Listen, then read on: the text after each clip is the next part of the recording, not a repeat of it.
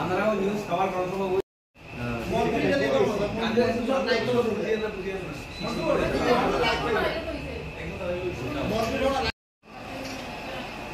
আজকে দুপুরের দিকে আমাদের কাছে সামনু পিএস থেকে ইনফর্ম করে।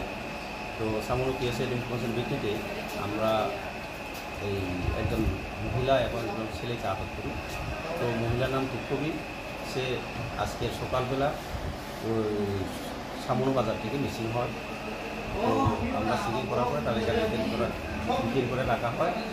তো সামনু পিএসের স্টাফ আসার পরে তাদের কাছে একজন ছেলে আছে, তার নাম কি? জড়িবুদ্ধি। তো তারা মানে কোথায় যাচ্ছিল? তারা আসামের দিকে যাচ্ছে। তো কি মনে হয় তাদের সঙ্গে একটা অবৈধ সম্পর্ক আছে।